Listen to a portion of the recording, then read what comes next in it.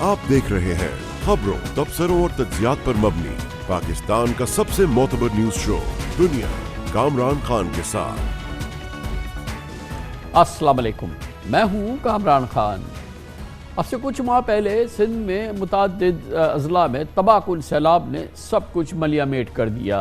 तबाही का अंदाज़ा इस बात से लगाया जा सकता है कि वर्ल्ड बैंक ने सिर्फ सिंध के सैलाब मुतासरीन के लिए $1.69 अरब के 5 मनसूबों का ऐलान किया है, लेकिन सिंध हुकूमत को इस तबाही का शायद कोई इदराक नहीं। मीडिया रिपोर्ट्स में बार बार निशानदेही के बावजूद सैलाब से ज़्यादा मुतासर इलाकों में कोई इमदादी कार्रवाई नहीं की जा रही। कई इलाकों में अब भी सैलाबी पानी खड़ा है। एक तरफ सख्त सर्दी और बीमारियों के बायस मुतासरीन अपनी जानें गंवा रहे हैं और दूसरी जानें बड़े पैमाने पर ज़रूरी नुकसान होने से ग़िज़ाई क़ल्लत का ख़तरा मंडला रहा है। इसमें सबसे अहम ज़िला है नौशेर फ़रोज़ का, जहाँ तकरीबन 40% इलाका आज भी सैलाबी पानी में डूब चुका है। हज़ारों बस्तियाँ बर्बाद हो चुकी हैं। नौशेर फ़रोज़ सिंध में गंदम, कपास, गन्ने और केले समेत दीगर फसलों का सबसे बड़ा ज़राई मरकज़ है, लेकिन यहाँ बड़े रकबे पर इस साल गंदम समेत रबी की दीगर फसलों की बुआई नहीं हो सकी। हुक्मरानों की करप्शन और नाअहली के नतीजे में पानी की निकासी के तमाम रास्ते बंद हैं। लाखों मुतासरीन बेयार व मददगार हैं। वहाँ क्या सूरत हाल है, आंखों देखा हाल हमारे नुमाइंदे ख़ुसूसी इख्तियार खोखर की नौशेर फ़रोज़ से इस रिपोर्ट में देखिए। ये आपने तबाहकुन सूरत हाल देखी और इसकी मज़ीद आप तफसीलात हासिल करते हम लेते हैं इसकी आंखों देखा हाल और इसकी वाकई एक काश्तकार फसलें सिंध की मईशत, अंदरूनी सिंध की मईशत किस हद तक मुतासर हुई है और उसके मज़ीद असरात कब तक जारी रहेंगे। हमें ज्वाइन कर रहे हैं जनाब महमूद नवाज शाह, सीनियर नायब सदर सिंध आबाद कार बोर्ड। बहुत बहुत शुक्रिया शाह साहब, आपने हमें आज एक बार फिर ज्वाइन किया है। अब से कई हफ्तों पहले भी आपसे हमारी बात हुई थी। 3 हफ्तों बाद की जो सूरत हाल है, इस दौरान कहीं पानी उतरा, कहीं आज भी पानी नहीं उतरा, और जो हमें एक्सपेक्टेशन थी आइंदा की बुआई के हवाले से और फिर पुरानी हमारे पूरे अदराक नहीं था, हमें पूरी तरह से एहसास नहीं था, पूरा हमें अंदाज़ा नहीं था कि किस हद तक तबाही हुई है। लेटेस्ट अपडेट क्या है आपकी, जो तबाही हो चुकी और आने वाले दिनों के हवाले से जो कि ख्याल था कि शायद हम इस काबिल हो सके कि नई फसलें उगा सकें, उसकी क्या सूरत हाल है? जी आपका बहुत बहुत शुक्रिया। जब 3 महीने पहले भी आपके पास हाज़िर हुए थे तो उस वक्त हमने 1-2 बातें कही थी। हमने ये कहा था कि देखें, ये उस वक्त ये कहा जा रहा था कि ये पानी 80-90% एरिया से निकल गया है। हमने उस वक्त भी ये गुजारिश की थी कि जहाँ से पानी निकलना होगा और वाटर वेज अवेलेबल होंगे तो वहाँ से तो पानी निकल जाएगा, लेकिन जैसे वक्त गुजरेगा और जहाँ पे पूल बन के पानी रह गया और जमा हो गया, वो जैसे वक्त गुजरेगा, क्योंकि ज़मीनों की सलाहियत पानी लेने की और सूरज का कम होना यानी सर्दियों में एवेपोरेशन रेट कम होना, उस वजह से पानी का निकलना बहुत दुश्वार हो जाएगा। और हमने, अगर आपको याद हो, ये कहा था कि ना सिर्फ रबी की प्लानिंग करनी चाहिए बल्कि अगले खरीफ की प्लानिंग करनी चाहिए। हमें तो ये बात समझ में नहीं आ रही कि कहा यह जा रहा है कि 90-95% एरिया में गंदम बुआई गई है। आपने एक ज़िले की बात कही, ऐसे 3-4 अजला और ज़िले हैं जहाँ पे 50-60% से ज़्यादा रबी की काश्त नहीं हुई है। कौन कौन और से हम हैं? ये हमने तो नौशेर कहते फ़रोज़ रहे। का जिक्र किया, आप बताइए ना, नौशेर फ़रोज़ का बताइए, जो आपकी मालूमात है, बकिया अजला का बताइए। देखिए, नौशेर व फ़रोज़ तो तबाह व बर्बाद है, जैसे आपने बता दिया। आज भी लाड़काना, कंबर शहदाद कोट, दादू के काफ़ी सारे तालुके, खैरपुर, इनके आज भी वही हालात हैं जो कि 1-2 महीने पहले थे। कहीं से पानी निकला ज़रूर है। लोगों ने गंदम इन सारे इलाकों में more than 50% of the area में नहीं लगाया। बात कर रहे हैं उन इलाकों की जहाँ पे पहले पानी नहीं था या कच्चे का एरिया, वहाँ पे वैसे ही 80-90% ऑफ द एरिया में गंदम लग गई है। और जो लोग गंदम लगा भी रहे हैं तो वो अपने मजबूरी के तहत आज भी गंदम लगा रहे हैं ताकि कुछ ना कुछ टर्नओवर हो जाए। हालांकि गंदम का सिंध में क्लोजर हो गया 10 दिसंबर के बाद, जो लेट सोइंग होती है उसका भी। तो सूरत हाल ना सिर्फ ये, बल्कि अफसोस की बात यह है कि हमने जहाँ पे 10% भी फॉर एग्जांपल टंडो लयार में पानी रह गया, तो there is not a single department जो कि उसको देख रहा हो और पानी निकालने की कोशिश कर रहा हो। हुआ क्या है? हुआ ये है कि चूंकि जहाँ से पानी निकला वहाँ पे लोगों ने अपनी ज़मीनें आबाद कर ली, तो वहाँ से अब लोग पानी नहीं निकालने दे रहे, और अभी हमारे पास कोई उसके पानी के एवैक्यूएशन का प्लान नहीं है। हम इसलिए 2 महीने पहले ये कह रहे थे कि फार्म इनकम, ये इकोनॉमिक रिकवरी, ये फसलों की बुआई, ये इसकी बचत کیا کیا جا سکتا ہے اب اس صورتحال میں بھی؟ کیا باقی ہے جو کہ ہم ریٹریو کر سکتے ہیں، ہم حاصل کر سکتے ہیں، ہم بچا سکتے ہیں، اور کیسے؟ دیکھیں، بچانے کو تو اگر آج بھی بیٹھ کے پلان بنائیں کہ یہ پانی کو نکالنے کی کوشش کریں، اگلے 4-5 مہینے میں دوبارہ بارشیں ہوں گی تو خدا نہ خواستہ وہاں پہ پانی اگر رہ گیا، واٹر ٹیبل اوپر آ گیا تو یہ ہمیشہ کے لیے زمینیں انفرٹائل رہ جائیں گی۔ آپ اکنامک ریکوری کی بات کر رہے ہیں، ستم ظریفی کی بات ہے، صوبے نے اناؤنس کیا، وفاق نے اناؤنس کیا 12 لاکھ بوریاں، صوبے نے اناؤنس کیا، 1 بوری 1 کلو بھی مارجنلائزڈ فارمر کو نہیں ملا۔ کہیں پہ سرویز 10 سروے ہو چکے ہیں اور کہیں پہ بھی کسی قسم کی ریہیبلیٹیشن کا programme as we speak right now, rabi کی موسم کی بوائی کا ختم ہو گیا ہے، کہیں بھی کدھر بھی اس طرح کا کوئی پروگرام ابھی تک لانچ نہیں ہوا ہے۔ بہت بہت شکریہ جناب محمود نواز شاہ ہمارے ساتھ موجود تھے، سینئر نائب صدر سندھ آبادگار بورڈ۔ کمرشل بریک، اس کے بعد ایک اور بہت بڑا مسئلہ ہے، کیونکہ سیاست ہی صرف مسئلہ نہیں ہے۔ ابھی ہم نے آپ کو بتایا سندھ کے سیلابی علاقوں کا، پنجاب اور کے پی کا مسئلہ یہ ہے کہ وہاں پہ فضائی آلودگی ہے، اسموگ ہے، دھند ہے، گہری دھند ہے، اس نے زندگی کو اور معیشت کو تتر بتر کر کے رکھ دیا ہے۔ بہت کچھ کیا جا سکتا تھا جو نہیں کیا گیا، وہاں پر بھی حکومت ہاتھ پہ ہاتھ دھرے بیٹھی رہی۔ کیسے، آپ کو دکھاتے ہیں چھوٹے سے وقفے کے بعد۔ Welcome back. پنجاب اور کے پی میں آلودہ دھند نے ڈیرے ڈال رکھے ہیں، شہریوں کی روزمرہ کی زندگی کو شدید دشواری کا سامنا ہے۔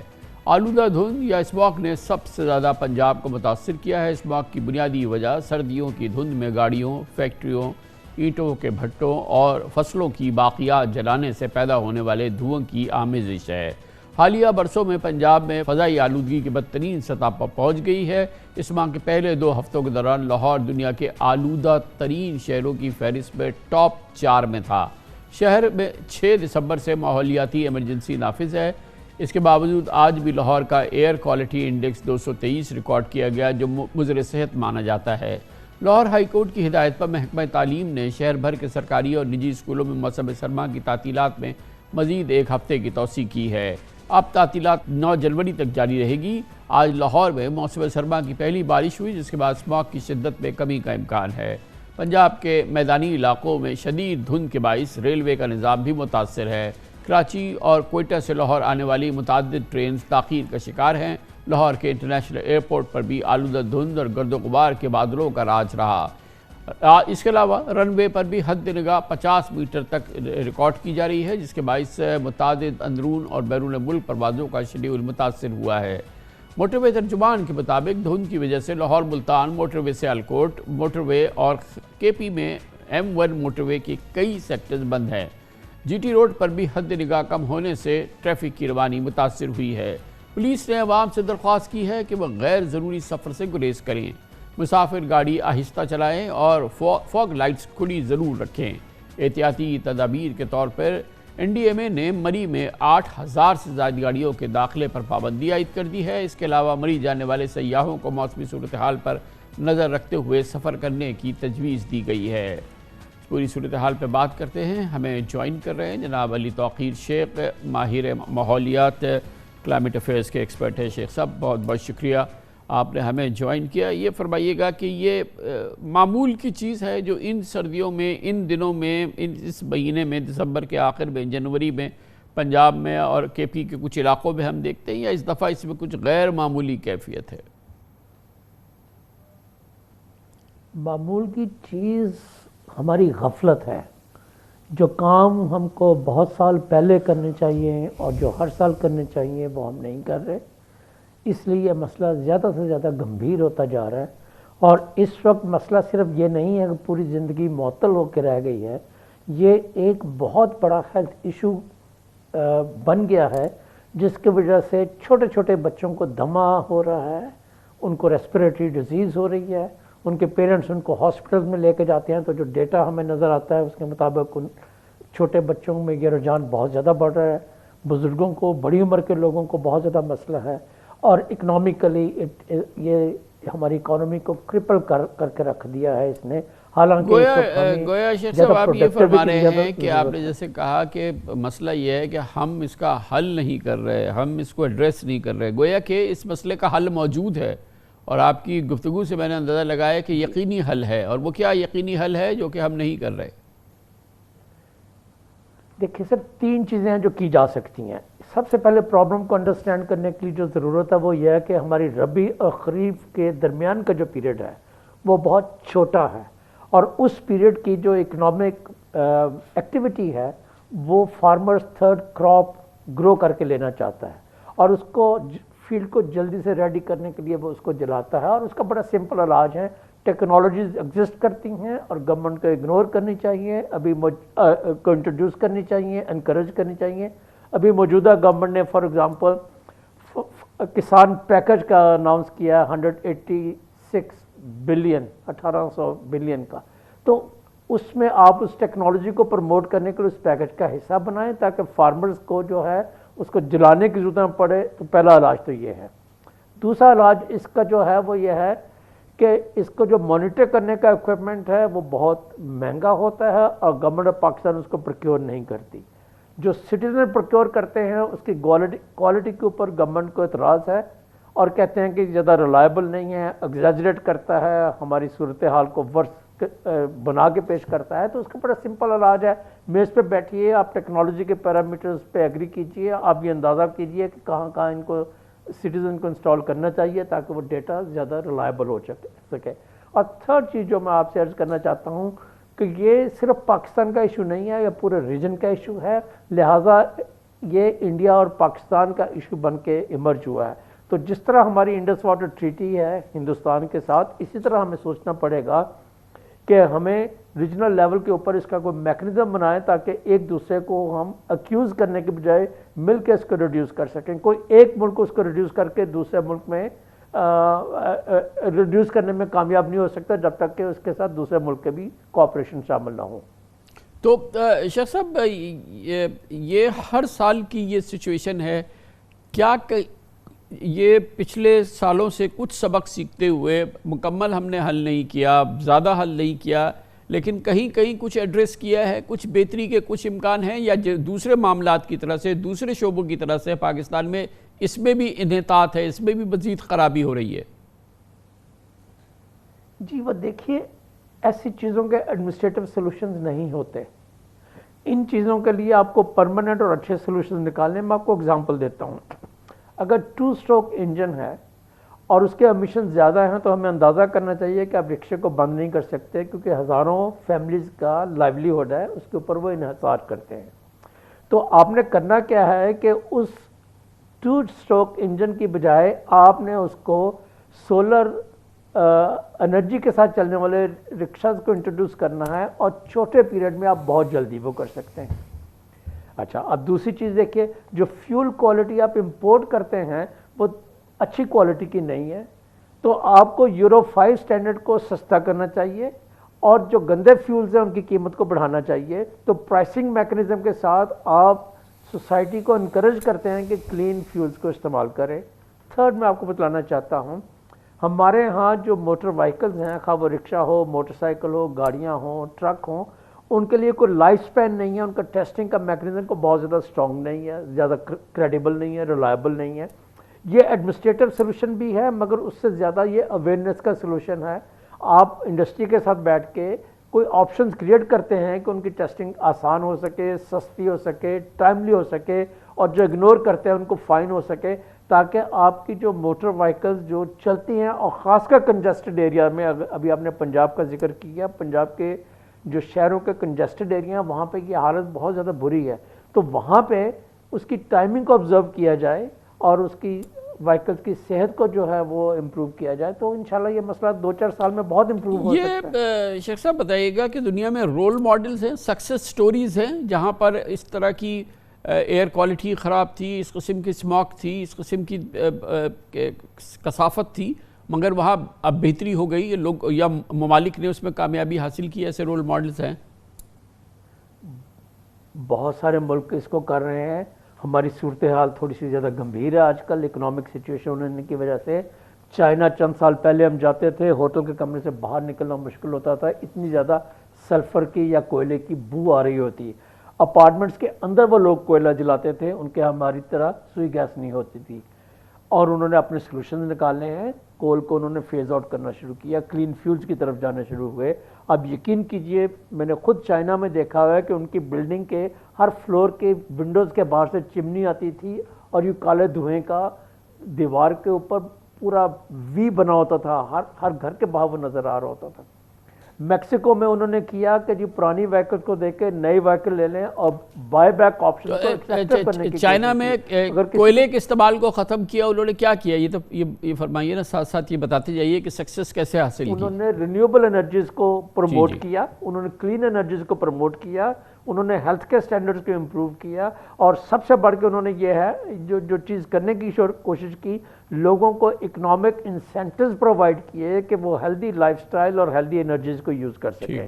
جیسے ہمارے ہاں اگر اینٹوں کے بھٹوں کو لے سکیں تو وہ ایک کافی اہم سورس ہیں جس کی وجہ سے ہمارے ہاں ایمیشنز بہت ہوتے ہیں, اور اس ٹیکنالوجی کو ٹرانسفارم کرنا ہمارے لیے بہت ضروری ہے مختلف وجوہات کی وجہ سے. اس میں سے ایک جو ہے وہ بانڈڈ لیبر اور چائلڈ لیبر بھی ہے. دوسرا یہ ہے کہ اس کے ساتھ پنجاب میں ڈیزرٹیفیکیشن بڑھتی ہے, بہت ساری فرٹائل لینڈ. میکسیکو کا فرما رہے تھے کہ میکسیکو بھی ایک سکسیس سٹوری ہے. جی, میکسیکو میں انہوں نے بائی بیک آپشن بنائی, نئی گاڑی آپ لیں, پرانی کھٹارہ گاڑی کے لیے انہوں نے اٹریکٹیو قسم کی پرائسز آفر کی. تو بات یہ ہے کہ اگر ہم ایک اس چیز کو ہیلتھ ایشو کے طور پہ اس وقت لینے کی کوشش کریں, ہمیں دیکھنے کی ضرورت یہ ہے کہ ہمارے جو بچے ہیں, ٹین ایجرز ہیں, ان کو کلین ایئر بریتھ کرنی چاہیے, اور یہ ان کا فنڈامنٹل ہیومن رائٹس ہے. It is defined in the constitution. تو اس چیز کے لیے گورنمنٹ کی رسپانسبلٹی ہے کہ ایڈمنسٹریٹو سولوشن سے نکلے. یہ روزانہ نئی گائیڈ لائنز بناتے ہیں جو وہ انفورس نہیں کر سکتے, جس کی وہ اویئرنیس نہیں کر سکتے. اسکولز میں, کالجز میں, میڈیا پہ انہوں نے کوئی کیمپین نہیں کی, کوئی اویئرنیس کیمپین نہیں کی, لوگوں کو ساتھ لے کے نہیں چلے. اور موسٹ امپورٹنٹلی نئے انوویٹو سولوشنز جو اویلیبل ہیں فیولز کی صورت میں, اس کو انٹروڈیوس. تھینک یو سو مچ, بہت بہت شکریہ. علی توقیر شیخ صاحب ہمارے ساتھ موجود تھے, climate affairs expert. Commercial break, اس دوران نیوز ہیڈ لائنز دیکھیں, جس کے بعد ہم اپنے پروگرام کے باقی کے ساتھ واپس آئیں. پاکستان اپنی 75 سالہ تاریخ میں شاید اتنے بحرانوں کا کبھی شکار نہیں ہوا جتنا اس وقت. ملک شدید مشکلات کی جکڑ میں ہے. ملک کو بیک وقت 3 ہمالیائی چیلنجز کا سامنا ہے. سیاسی عدم استحکام, معاشی ڈیفالٹ کے خدشات اور دہشت گردی کے خطرات نے 22 کروڑ پاکستانیوں کا سکون چھین لیا ہے. پچھلے 8 ماہ سے جاری اقتدار کی رساکشی اور سیاسی سرکس نے معیشت کی چولے ہلا دی ہیں. معیشت و کاروبار میں ہر طرف اندھیرا ہی اندھیرا ہے. دوسری جانب IMF پروگرام کی بحالی میں تاخیر ہے, اور مسلسل یہ تاخیر ملک کو معاشی ابتری کی دلدل میں دھکیل رہی ہے. عوام کو اس سے کوئی غرض نہیں کہ شہباز حکومت برقرار رہے یا قبل از وقت الیکشن کے نتیجے میں عمران خان اقتدار میں آ جائیں. حقیقت یہ ہے کہ ملک میں سیاسی دھما چوکڑی نے پوری قوم کو غیر یقینی کیفیت میں مبتلا کر دیا ہے. پچھلے چند دنوں سے دہشت گردی کی بڑھتی ہوئی لہر نے ریاستی عملداری اور سیکیورٹی قدسات پر بھی سوالیہ نشان لگائے ہیں. بلوچستان اور KP میں TTP اور دیگر کالعدم تنظیمیں سر اٹھا چکی ہیں. کل اس حوالے سے وزیر اعظم شہباز شریف کی زیر صدارت وفاقی کابینہ کے اجلاس میں, دوسری جانب army chief general Asim Munir کی سربراہی میں پہلی 2 روزہ کور کمانڈرز کانفرنس میں یہی موضوع سر فہرست رہا. اب کل قومی سلامتی کمیٹی کا اجلاس طلب کیا گیا ہے, جس میں سیاسی اور عسکری قیادت سیکیورٹی پالیسی تشکیل دے گی. تمام سلگتے مسائل میں اس وقت بظاہر ملک کا سب سے بھیانک مسئلہ معاشی بحران ہے, جس کی وجہ سے معیشت و کاروبار کے حوالے سے متواتر منفی خبریں آ رہی ہیں. ایکسچینج ریٹ, شرح سود اور مہنگائی تاریخی بلندی پر ہے, جبکہ زر مبادلہ ذخائر, ایکسپورٹس, ترسیلات زر اور اسٹاک مارکیٹ ڈوب رہی ہیں. عالمی ادائیگیوں کا دباؤ ہے اور قرضوں کا بوجھ بڑھ رہا ہے. معاشی ڈیفالٹ کا دھڑکا لگا ہوا ہے, اور یہ سب اس ماحول میں ہو رہا ہے جب پاکستان اور IMF کے درمیان ڈیڈ لاک کی کیفیت ہے.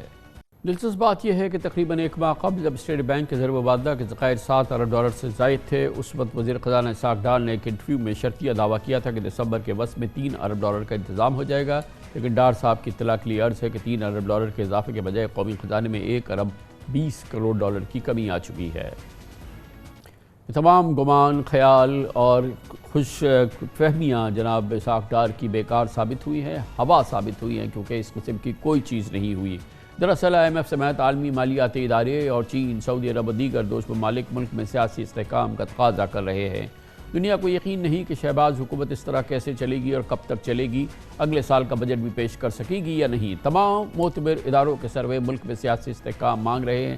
Gallup Pakistan, overseas investors chamber of commerce, پائیڈ، Ipsos کی تمام عوامی جائزہ رپورٹس ملک کے معاشی بحران کی اولین وجہ سیاسی عدم استحکام بتا رہی ہیں۔ کہا جا رہا ہے کہ ملک کے مسائل کو شاید نئی حکومت سے نئے مینڈیٹ اور نئے انتخابات سے قرار مل جائے، لیکن لگتا ہے کہ پی ڈی ایم اور P T I point of no return پر پہنچ چکی ہیں۔ فریقین نے پچھلے 8 ماہ کے دوران ایسے داؤ پیچ آزمائے جن کی مثال نہیں ملتی۔ بہرحال ریاست پاکستان دہشت گردی کا خلوقمہ کرنے اور ہر حال میں ریاستی علمداری قائم کرنے کے لیے پرعزم ہے۔ Army chief general Asim Singh Munir کی سربراہی میں کل اور پرسوں پہلی کور کمانڈرز کانفرنس ہوئی، جبکہ وزیر اعظم شہباز شریف نے سیکیورٹی معاملات پر قومی سلامتی کمیٹی کا اجلاس بلایا ہے۔ گویا ملک میں دہشت گردی کے بڑھتے خطرات کے پس منظر میں سیاسی اور عسکری قیادت، اسٹریٹجک پالیسی اور نئے معاملات کے حوالے سے نئے زمانے کے لحاظ سے ایک نیا روڈ میپ تشکیل دینے کی کوشش کر رہی ہے۔ اس موضوع پر بات کرتے ہیں اور اس کے لیے ہم نے جوائن کیا ہے پاکستان کے نامور سینئر صحافی، مصنف، ایڈیٹر جناب زاہد حسین ہمارے ساتھ موجود ہیں۔ بہت بہت شکریہ زاہد صاحب۔ اوورآل اس وقت ہم نے ابھی پاکستان کی تصویر سامنے رکھی ہے، معیشت کے معاملات ہوں، اکانومی کی ایک بہت ہی سیریس سچویشن ہے، سیکیورٹی سچویشن اچانک بہت زیادہ خراب ہو گئی ہے۔ کل آپ نے دیکھا کور کمانڈرز کانفرنس میں نمبر 1 وہ ایشو تھا، اور دوسری جانب پالیٹکس اور جو اس وقت ڈیموکریسی کا حال ہے پاکستان کا، اور جس طرح کی اس وقت فشرز ہیں اور بہت ہی ایک مشکل صورتحال ہے، کسی طرح کا بھی سیاسی نظام، جمہوری نظام جو ہے وہ نام کو چل رہا ہے۔ یہ مجموعی تصویر پاکستان کی سالمیت کو ایک بہت بڑا خطرہ بن چکی ہے۔ آپ اس سے ایگری کریں گے؟ بالکل کامران، اصل میں بات یہی ہے کہ اس وقت پاکستان میں کئی چیلنجز کا سامنا کرنا پڑ رہا ہے۔ نہ صرف یہ کہ آپ کی معاشیات جو ہے وہ تو بالکل ہی مطلب ایک لحاظ سے جو ہم کہہ سکتے ہیں کہ ڈیفالٹ کی سا ہے، حالانکہ ہمارے وزیر خزانہ کا کہنا کچھ اور ہے، لیکن جو صورتحال نظر آتی ہے وہ اگر فرض کیجئے تھوڑی دیر کے لیے ہم اس سے نکل بھی آئیں تو اس کا مطلب یہ ہے کہ بحران جو ہے، معاشی بحران جو ہے وہ ختم نہیں ہوگا، اور اس میں جو اور زیادہ جو خرابی پیدا ہو رہی ہے وہ یہ کہ آپ کی سیاسی جو ایک لحاظ سے آیا بحران ہے، اس وقت کشمکش جاری ہے، جو ایک کنفرنٹیشنسٹ پالیٹکس چل رہی ہے، اس نے اور زیادہ اس چیز کو نقصان پہنچایا ہے۔ لیکن ایک اور جو مسئلہ ہمارے سامنے جس کا ذکر آپ نے کیا کہ ایک کئی سالوں کے بعد دوبارہ جو ہے یہاں پہ ٹیررزم جو ہے وہ پھر سے جو ہے اس نے اپنا سر ابھارا ہے، اور یہ بہت ہی خطرناک صورتحال ہے۔ دیکھیں، یہ پہلے ہماری فوج نے کارروائی کر کے جو ہے وہاں سے جو فارمر فاٹا ایریاز تھے ٹی ٹی پی کو ختم کیا تھا، لیکن وہ سارے کے سارے وہاں چلے گئے تھے افغانستان میں۔ وہ سب کے سب لگتا یہ کہ دوبارہ ری آرگنائز ہوئے ہیں اور آج پھر پاکستان کے لیے بہت بڑا خطرہ بن کے آئے ہیں۔ اس وقت دیکھیں، اس وقت صرف خیبر پختونخوا میں نہیں، اب اسلام آباد میں جو واقعہ ہوتا ہے اس سے ظاہر ہوتا ہے کہ ان کی ٹی ٹی پی کی جو اب آرگنائزیشن ہے وہ زیادہ یعنی ہر جگہ پھیل رہی ہے، اور اس کے ساتھ ساتھ جو اور زیادہ جو ہے جو ہم پریشان کن صورتحال ہے وہ یہ ہے کہ جو خبریں آ رہی ہیں کہ بلوچ سیپریٹسٹ گروپ کچھ جو ہے ان میں سے اور ٹی ٹی پی کے درمیان کوئی ایک لحاظ سے جو ٹیکٹیکل جو الائنس بھی بن کے آیا ہے، اور اسی وجہ سے ہم دیکھتے ہیں کہ بلوچستان میں اس قسم کے کئی واقعات دہشت گردی کے ہوئے ہیں۔ تو میں سمجھتا ہوں کہ اس وقت پاکستان کو جن بحرانات کا شکار ہے اس وقت ہے، تو یہ کس بات کا تقاضا کرتا ہے زاہد صاحب؟ یہ جو معیشت کی تباہی ہے، جو نیا خطرناک کیفیت پیدا ہو گئی ہے دہشت گردی کے حوالے سے، پھر جو جمہوریت، سیاست اور پارلیمنٹ کا جو حال ہے، آپ کو پتہ ہے کہ نام کو ایگزسٹ کر رہی ہے پارلیمنٹ اس وقت اسلام آباد میں، پنجاب کی صورتحال تباہی کی ہے، اور کہ اسی طرح کی کے پی میں معاملات یا بلوچستان کے مجموعی ملک کی صورتحال بہت ہی زیادہ خراب ہے۔ یہ تمام چیزوں کو ملا کے اس کو ایڈریس کرنے کے لیے کیا کرنا ہوگا؟ دیکھیں، ایک تو سب سے بڑی بات یہ ہے کہ پہلے تمام سیاسی جماعتوں کو ایک بات پہ کم از کم ایک پلیٹ فارم پہ آنا پڑے گا کہ یہاں پہ جو صورتحال ہے وہ کسی ایک پارٹی کے بس کی بات نہیں ہے۔ اس وقت اگر آپ دیکھیں کہ اس وقت معاشی صورتحال کا جو صورت بن کے آ رہی ہے، اس کے بعد جو ہے سیاسی طور پہ عدم استحکام اس ملک کے اندر ہے، اور آپ مجھے بتائیے کہ ٹیررزم کے جو واقعات بڑھ رہے ہیں، اور اس میں جو اگر سیاسی طور پہ یہی رسہ کشی چلتی ہے تو پھر میں نہیں سمجھتا ہوں کہ کوئی بھی دیکھیے، یہ بات تو ہم ہر روز کہتے ہیں، اور پورے 8 مہینے سے کہہ رہے ہیں کہ سیاسی جماعتوں کو اکٹھا کرنا ہوگا، چارٹر آف اکانومی ہونی ہوگی، چارٹر آف سیکیورٹی ہونا ہوگا۔ اس وقت ملک کے سیاسی حالات کے لحاظ سے، آئندہ الیکشن کے لحاظ سے کہیں کنورجنس ہوگا، مگر کہہ کے تھک گئے، کسی نے سننا ہی گوارا نہیں کیا ہے۔ نواز شریف صاحب نے وہاں سے کہہ دیا ہے بات ہم کرنے کو تیار نہیں ہے۔ اس سے پہلے عمران خان صاحب کہتے تھے ان تمام اپوزیشن پارٹیز کو کہ وہ ڈاکو ہیں، ان سے بات نہیں کریں گے۔ اب وہ بات کرنے کو تیار ہیں، تو اب وہ سامنے والے بات کرنے کو تیار نہیں ہے۔ یہ اب کہہ کے تھک گئے۔ اگر یہ نہیں باتیں کرتی یہ سیاسی جماعتیں، نہیں ملنے کے لیے تیار، نہیں کسی کنورجنس کے لیے تیار، تو پھر کیا کریں؟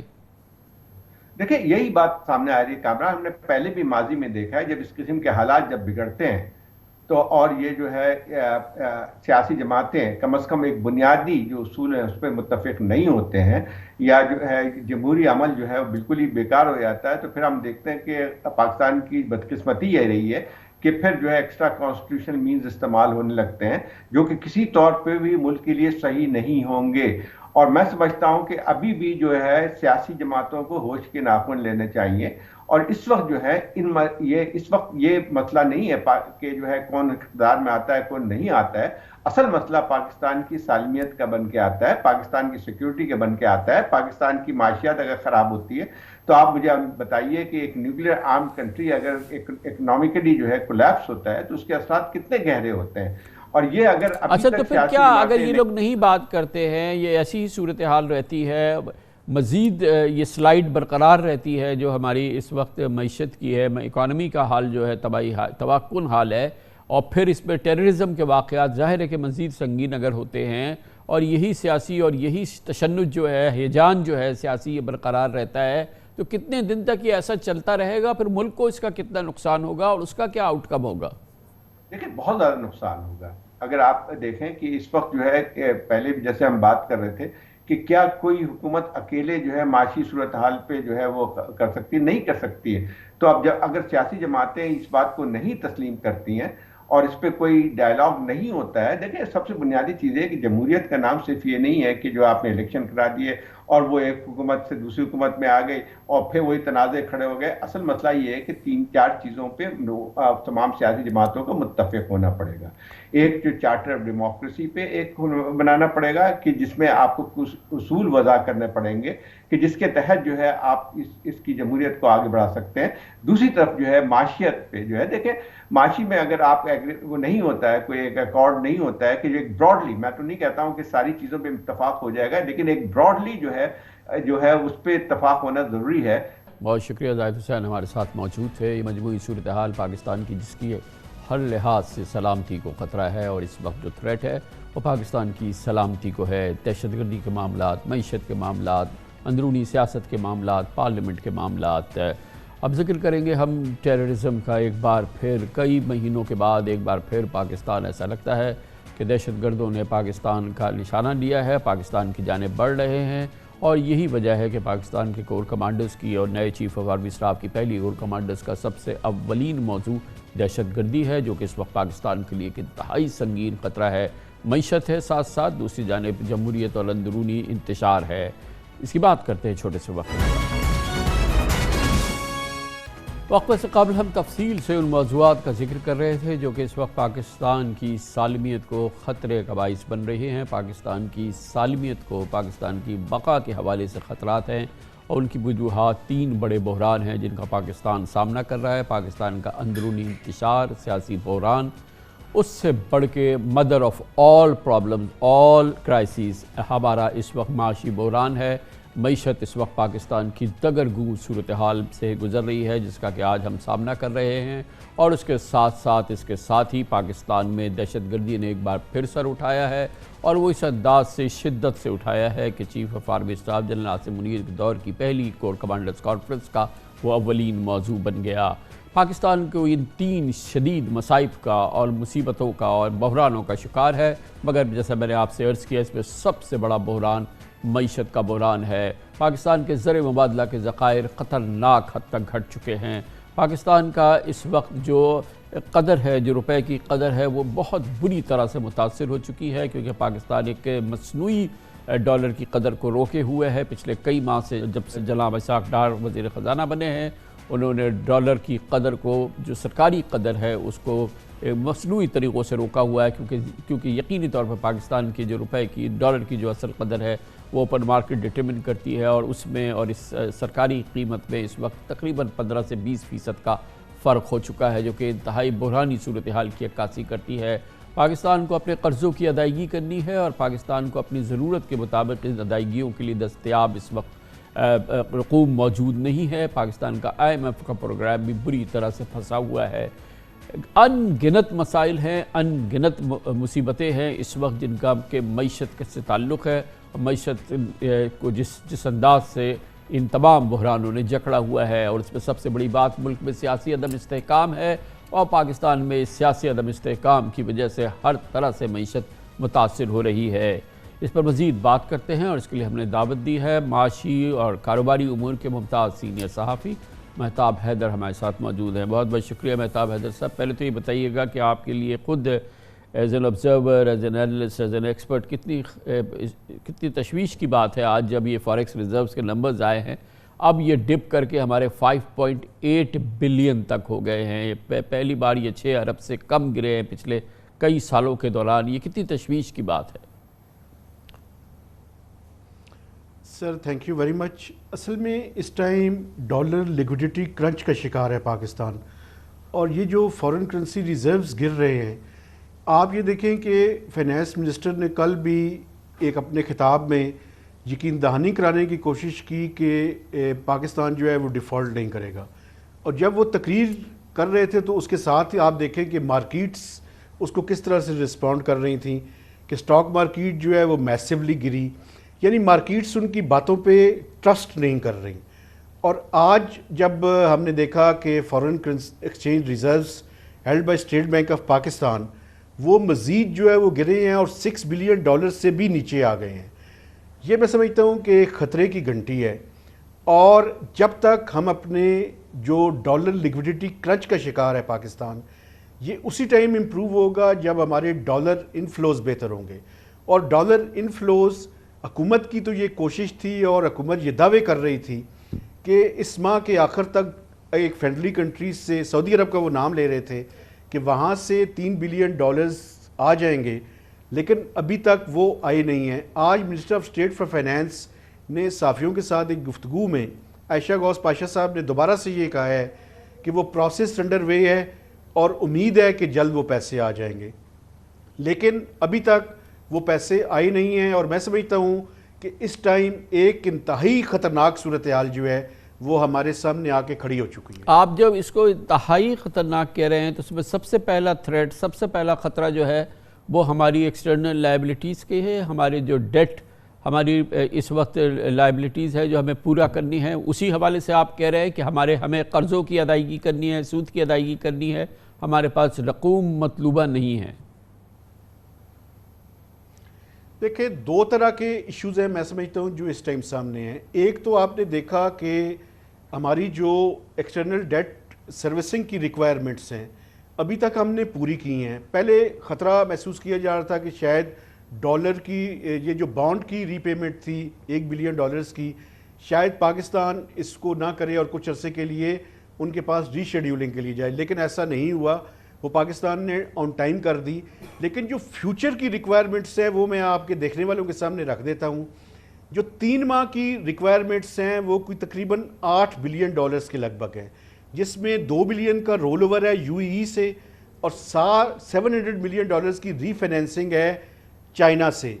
اس کے علاوہ کوئی 5.5 بلین ڈالرز ملٹی لیٹرل اور بائی لیٹرلز کے ہم نے واپس کرنے ہیں، جس میں 5 بلین ڈالرز پرنسپل اماؤنٹ ہے، اور تقریباً کوئی 500 ملین ڈالرز کی ہماری انٹرسٹ پیمنٹ ہے۔ تو یہ ملا کر 5.5 بلین ڈالرز اگلے 3 ماہ میں، یعنی جنوری سے لے کے مارچ تک ہم نے ری پے کرنے ہیں۔ اور صرف کمرشل جو لون ہے وہ تقریباً کوئی 600 ملین ڈالر سے 1 بلین ڈالرز کے درمیان ہے۔ تو ہماری جو ڈیٹ سروسنگ کی ریکوائرمنٹس ہیں وہ ہیوج ہیں۔ یہ میں مارچ تک کا فگر آپ کو بتا رہا ہوں، اور اگر جون تک کا آپ دیکھیں تو تقریباً 13 سے 14 بلین ڈالرز کی ریکوائرمنٹس ہیں ہماری۔ تو اٹس اے ہیوج۔ اور دوسری طرف آپ ایل سیز کو دیکھ لیں کہ ایل سیز اگر ہمارے پاس ڈالرز نہیں ہوں گے تو ہم ایل سیز کس طرح سے کھولیں گے؟ ہماری جو اور fuel ابھی کی جب آپ ایل سیز کی بات کر رہے ہیں مہتاب صاحب، وہ تو ایل سیز تو ہماری کھلی نہیں رہی ہیں، آپ تو موسٹ اسینشل آئی اسیوم آپ ان کی بات کر رہے ہیں، موسٹ اسینشل ایل سیز کی، آئل کی امپورٹ کی، ایڈیبل آئل کی امپورٹ کی، کھانے پینے کی چیزوں کی امپورٹ کی، کوئی بہت ہی کرٹیکل ہماری ڈیفنس سیکیورٹی انڈسٹریل کوئی کرٹیکل امپورٹس ہیں ان کی، باقی تو کوئی ہمارے تو سروائیول کی جو اس وقت امپورٹ ہے اس کی صرف اب ہمیں اس کی بھی ہماری مشکل سے پوری ہے ریکوائرمنٹ جو ہمیں فارن ایکسچینج کی ریکوائرمنٹ ہے ہم پوری نہیں کر سکتے اس کو۔ دیکھیں ابھی ریسنٹلی آپ بالکل ٹھیک کہہ رہے ہیں، ابھی ریسنٹلی ایک سرکولر کیا ہے اسٹیٹ بینک آف پاکستان نے جس میں ری پرائورٹائز کیا ہے۔ دیکھیں اگر ہمارے پاس ڈالرز ہی نہیں ہوں گے تو ان کی ری پرائورٹائز جو چیزیں ہیں وہ بھی پیچھے رہ جائیں گی۔ ہم نے فرنس آئل امپورٹ کرنا ہے، بجلی پیدا کرنی ہے، ڈیزل امپورٹ کرنا ہے، RLNG امپورٹ کرنی ہے، کول امپورٹ کرنی ہے، پلسز امپورٹ کرنی ہے، میڈیسنز کی را مٹیریلز امپورٹ کرنے ہیں، اس کے علاوہ ڈیفنس کی آپ نے جس طرح حوالہ دیا تو یہ تو ہماری، اور پھر فیول آئل یہ ہم نے امپورٹ کرنا ہے جس سے ہماری گاڑیاں چلیں گی۔ تو یہ ساری چیزیں کیسے امپورٹ ہوں گی اگر ہمارے پاس ڈالرز نہیں ہوں گے؟ میں اسی لیے کہہ رہا ہوں کہ وہ خطرے کی گھنٹی جو ہے ڈالر وہ بچ چکی ہے اور ہم اس کے قریب تر پہنچ رہے ہیں۔ یہ فرمائیے گا کہ جو ہمارا بہت بڑا مسئلہ ہے وہ یہ کہ ہماری انفلوز، جیسے آپ نے کہا ڈالر آئے گا تو ہم کچھ سہارا ہو سکے، دو ہی ہمارے سہارے ہیں، ایک ریمیٹنسز ہے، ایک ایکسپورٹ پروسیڈز ہے۔ جب اس قسم کا ایکسچینج ریٹ ہو جہاں پہ گرے مارکیٹ کا یا کرب کا ریٹ اور سرکاری ریٹ کے اندر 20-25 روپے کا فرق ہو، 15-20% کا فرق ہو، تو وہاں پر تو وہ انفلوز ہم اپنے ہاتھ سے روک رہے ہیں۔ کوئی is there a method in the madness؟ اس میں کیا فارن منسٹر صاحب یا دوسرے لوگوں کو اس بات کا احساس نہیں ہے کہ یہ آگ سے کھیلا جا رہا ہے ایک طرح سے؟ دیکھیں یہ جو منسٹری آف فائنانس کا اس ٹائم اوور کانفیڈنس ہے یہ خود ہمارے لیے حیران کن ہے۔ دیکھیں مارکیٹس جو ہیں وہ بذات خود جو جٹری ہیں اس ٹائم وہ بھی حکومت کو ایک میسیج دے رہی ہیں، اور یہ جو ایکسچینج ریٹ ہے جو کہ میں سمجھتا ہوں اس ٹائم 3 ایکسچینج ریٹ ہیں، اس کی وجہ سے ان کے لیے ایک انسینٹیو پیدا ہو گیا ہے کہ وہ یا تو اپنے وہ ڈالرز جو ہیں وہ باہر رکھیں ایکسپورٹ پروسیڈز کے، یا ریمیٹنسز کے جو ہیں وہ ہنڈی اور حوالہ کے ذریعے بھجوائیں۔ تو میں سمجھتا ہوں کہ یہ جو ایکسچینج ریٹ ہے جس کو آرٹیفیشلی مینیج کرنے کی کوشش کی جا رہی ہے، یہ ایک ایسا فلڈ ہے جس کو ہم باندھ کے کرنے کی کوشش کر رہے ہیں، لیکن ماضی کے ایکسپیرینس بھی یہ بتاتے ہیں کہ ایک حد تک تو آپ مینیج کر سکتے ہیں، لیکن ایک حد کے بعد وہ جب پانی بڑے زور سے آئے گا تو وہ جو باندھے ہوئے آپ نے وہ سارے ٹوٹ جائیں گے، اور پھر اس کے بعد ایکسچینج ریٹ کی جو ڈپریسیشن ہے آپ اس کو کنٹرول نہیں کر سکیں گے، اور دنیا کا کوئی ملک بھی کنٹرول نہیں کر سکتا۔ تو اس لیے ہمیں اس چیزوں کو آرٹیفیشلی مینیج کرنے کے بجائے کوشش یہ کرنی چاہیے کہ جو ایک ہی ایکسچینج ریٹ ہو، یہی پاکستان کے حق میں ہے۔ ابھی حکومت کا یہ کوشش کر رہی ہے کہ اس کے ذریعے سے وہ انفلیشن کو کنٹرول کر لے، لیکن میں سمجھتا ہوں یہ سسٹینیبل نہیں ہے تو اس ٹائم تک جب تک ہمارے ڈالر انفلوز بہتر نہیں ہوتے۔ یہ بھی بتا دیں چلے جاتے جاتے کہ جو اس وقت جو ہے اللہ کے بعد سب سے بڑا سہارا IMF کا ہے اس معیشت کو سنبھالنے کا، اس کا کیا اسٹیٹس ہے؟ پہلے تو اکتوبر میں آ رہے تھے، پھر نومبر میں نہیں آئے، پھر اب کرسمس آ گیا، اب نیو ایئر آ گیا، آئیں گے یا نہیں آئیں گے؟ وہ کہاں کھڑا ہے IMF کا پروگرام اس وقت؟ دیکھیں IMF کے ساتھ لاسٹ ورچوئل میٹنگ ان کی کرسمس ہالیڈیز سے پہلے ہوئی ہے، اور اب جو اگلا ان کا رابطہ ہونا ہے وہ ہونا ہے 9 جنوری کو جو ڈونرز کانفرنس ہو رہی ہے جنیوا میں، وہاں پہ IMF کا ڈیلیگیشن آئے گا اور سائیڈ لائنز پہ فائنانس منسٹر کے ساتھ ان کی ملاقات جو ہے وہ متوقع ہے۔ لیکن بنیادی طور پہ حکومت نے وہ فیصلے کرنے ہیں اور وہ ٹف ڈیسیژنز کرنے ہیں جو کہ پیو دا وے کریں گے ان نیگوسیشنز کو۔ اس میں بجلی کی قیمتیں ہیں، گیس کی قیمتیں ہیں، ایڈیشنل ٹیکسیشن میئرز ہیں، PDL ہے، ٹریری سنگل اکاؤنٹ ہے، ابھی SOEs کا لا انہوں نے پارلیمنٹ کے مشترکہ اجلاس میں اپروو کروا لیا ہے، وہ ایک ایشو تھا۔ تو یہ سارے اقدامات کرنے ہیں، یہ اقدامات ہوں گے تو سٹاف لیول ایگریمنٹ ہوگا، خواہشات کی بنیاد پہ نہیں ہو سکتا۔ اور ایکسچینج ریٹ کا یہ جو 3 ایکسچینج ریٹ ہیں ان کو ایک کرنا پڑے گا، اس کے بعد ہی IMF کے ساتھ کوئی براڈر ایگریمنٹ ہوگا، ورنہ نہیں ہو سکے گا۔ بہت بہت شکریہ مہتاب حیدر ہمارے ساتھ موجود تھے۔ کمرشل بریک، اس کے بعد یہ مسئلہ صرف کافی نہیں ہے اور بھی ہے، اب دہشت گردی بھی ہمارے سر پر آ کے کھڑی ہو گئی ہے اور بے پناہ شدت کے ساتھ اب بہت ہی سنگین صورتحال ہے، ایک جانب بلوچستان میں اور دوسری جانب کے پی میں سابقہ قبائلی علاقوں میں یلغار ہے دہشت گردوں کی۔ اس کی بات کرتے ہیں چھوٹے سے وقفے کے بعد۔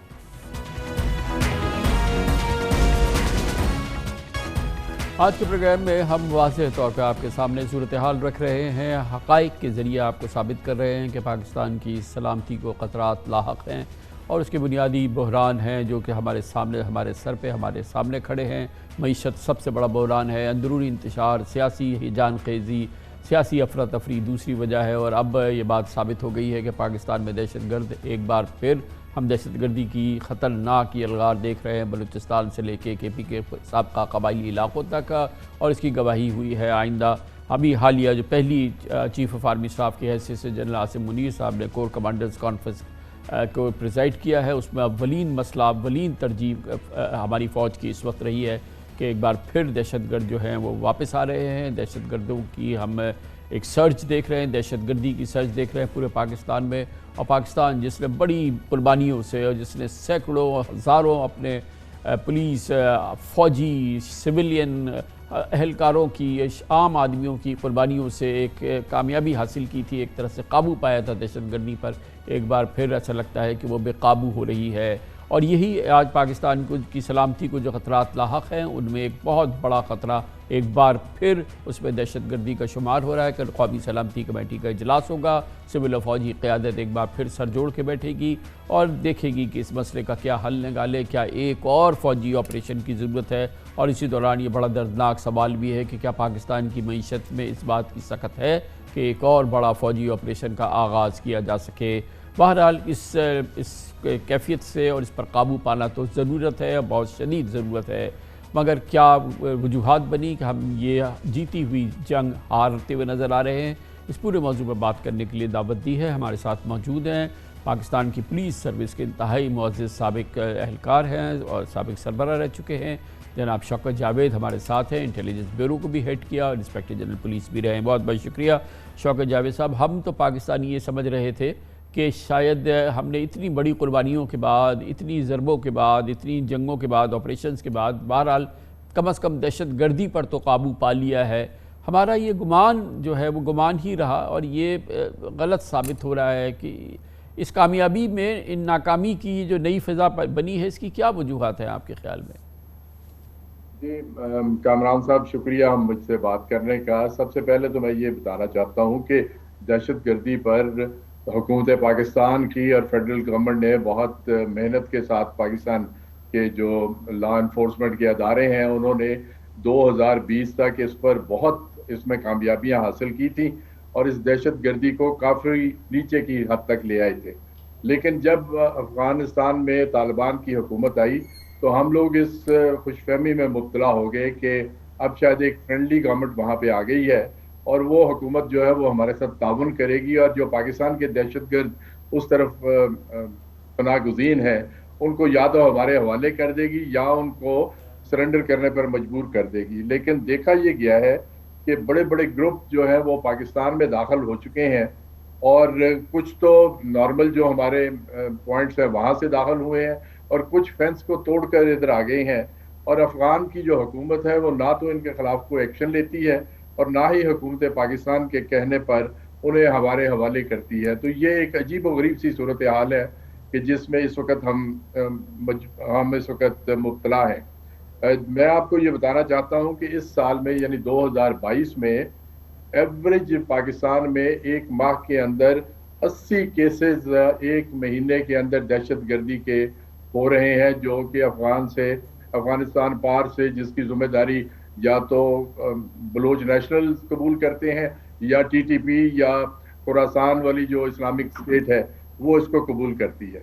اسی دوران میں ایوریج ہر مہینے میں کوئی 50 کے قریب ہمارے جو لا انفورسمنٹ ایجنسیز کے افسران اور جوان ہیں، جس میں آرمی کے افسران ہیں، آرمی کے جوان ہیں، پولیس کے افسران اور جوان ہیں اور سویلینز ہیں، 50 کے قریب ہر مہینے ایوریج ان کی شہادتیں ہو رہی ہیں۔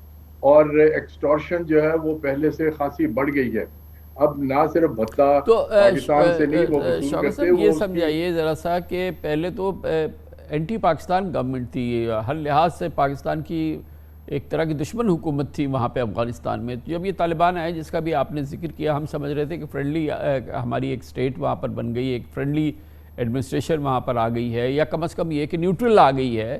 مگر یہ تو الٹا کیوں ہو گیا ہے؟ اس کی کیا وجہ ہے کہ کیوں وہ جو ہماری ڈکلیئرڈ دشمن سٹیٹ تھی اس سے زیادہ اس حکومت کے زمانے میں پاکستان کو کیوں نقصان ہو رہا ہے؟ جی میرا یہ خیال ہے اپنا ذاتی کہ جب امریکنز وہاں سے گئے تو وہ خاصا مسئلہ وہاں چھوڑ گئے جو کہ دہشت گرد تنظیموں کے ہاتھوں میں لگ گیا, جس میں القاعدہ شامل ہے, اسلامک اسٹیٹ شامل ہے, اسلامک اسٹیٹ آف خراسان شامل ہے, اور ٹی ٹی پی اور ہمارے جو بلوچ نیشنلسٹ ہیں یہ شامل ہے. ان کے ہاتھ بھی بہت سارا ایسا اسلحہ لگ گیا جو کہ بہت سپیریئر کوالٹی کا ہے اور وہ اس سے اپنی کارروائیاں جاری کر سکتے ہیں. دوسری بات یہ ہے کہ پاکستان گورنمنٹ نے تھرو آؤٹ ان کے ساتھ میری دانست کے مطابق ان کو انگیج کرنے کی کوشش کی ہے, طالبان کی حکومت کو. ان کو ہر طرح کے ہم نے سہولیات بھی فراہم کی ہیں, لیکن سم ہاؤ ان کا اپنا کنٹرول اس علاقے میں شاید نہیں ہو رہا, جس کی وجہ سے وہ تو اب حل کیا ہے کنٹرول کرنے میں ناکام صاحب؟ ہوئے. کیا اب ایک اور آپریشن رد الفساد کی ضرورت ہے؟ ایک اور ہمیں جو ہے اسی قسم کے کسی فوجی آپریشن کی ضرورت ہے؟ کیسے اب قابو پائیں ان دہشت گردوں پہ؟ کامران صاحب اس دفعہ صورتحال تھوڑی سی فرق یہ ہے کہ یہ جو دہشت گرد اب آ رہے ہیں ان کے خلاف وہاں کی مقامی پاپولیشن جو ہے اس میں بہت غم و غصہ ہے. آپ نے دیکھا کہ سوات میں جب انہوں نے کچھ حرکتیں کی تو وہاں کے عوام نکل آئے اور انہوں نے کہا کہ ہمیں یہ دہشت گردی قبول نہیں ہے. یہی صورتحال آپ کو سابقہ فاٹا جو اب مرج ہو چکے ہیں ہمارے اضلاع ان کے بیچ میں نظر آتی ہے, اور اس دفعہ یوتھ جو ہے وہ موبلائز ہو گئی ہے ان کے خلاف, اور یوتھ جو ہے وہ ڈسلیوژنڈ بھی ہے کہ فاٹا کو جب مرج کیا گیا تو جو فیڈرل گورنمنٹ نے یا پروونشل گورنمنٹ نے وہاں پہ جو ڈیولپمنٹ کے کام کرنے تھے وہ کام اس سپیڈ کے ساتھ نہیں ہوئے جس سپیڈ کے ساتھ ہونا چاہیے تھے, جس کی وجہ سے جو جیسے ٹی ٹی پی کہتی ہے کہ اس مرجر کو ختم کیا جائے اور واپس اس کو ہمارے حوالے کیا جائے, وہاں وہ ایک تھیوکریٹک اسٹیٹ بنانا چاہتے ہیں. تو اس علاقے میں کے جو عوام ہے وہ بھی ڈسلیوژنڈ ہے اس صورتحال سے, جس طرح کے سوات کے عوام ڈسلیوژنڈ ہے. تو میں سمجھتا ہوں کہ نیشنل پاور کو ہم کیسے پھر اس کا ایک کوہیسو رسپانس کیسے آئے, ہم مشترکہ کیسے رسپانس کریں؟ آپ نے فرمایا سیکٹر ایک, آپ نے بتایا عوام جو ہے وہ ہو گئی, مگر وہ ایک حصہ ہے, لیکن اس پوری قومی قوت کو ایک جگہ اکٹھا کریں تاکہ اس دشمن کو ہم زیر کر سکیں, وہ کیسے ممکن ہے؟ اب دیکھیں کامران صاحب, بات یہ جس طرح میں عرض کر رہا ہوں کہ عوام بھی نہیں چاہتی کہ یہ ادھر آئیں, حکومت بھی نہیں چاہتی کہ یہ ادھر آئیں, فوج کے جوان فوج کے افسران پہلے ہی شہادتیں دے رہے ہیں, ان کا بہت نقصان بھی ہو رہا ہے, آئے دن ہم اس طرح کی باتیں سنتے ہیں. تو میرا خیال میں اب وقت آ گیا ہے کہ جو ہم نے ایسے ادارے بنائے ہیں یا جو ایسے علاقے ہیں جہاں پہ کہ جن کو ہم نے مرج کیا ہے, جو ہم نے وہاں پہ کام کرنے تھے وہ کام ہم کریں. فار ایگزامپل ہم نے فینس کو مکمل کرنا تھا, اس پر کام رکا ہوا ہے, اس کو مکمل کیا جائے. جہاں سے فینس ٹوٹی ہے وہاں سے اس کو ریپیئر کیا جائے تاکہ انفلٹریشن نہ ہو سکے. جو قبائلی علاقے جیسے بلوچستان میں ہے بی ایریاز, ان کو بتدریج مرحلہ وار ہم نے مرج کرنا تھا اے ایریاز میں, اس پروسیس کو تیز کیا جائے. اور سب سے بڑھ کے دو پنجاب کے اضلاع ہیں راجن پور اور ڈیرہ غازی خان, جس کا کچھ علاقہ قبائلی ہے, اور یہ سیف ہیونز ہیں ان ٹیررسٹ کے لیے جو وہاں سے آتے ہیں انفلٹریٹ کر کے.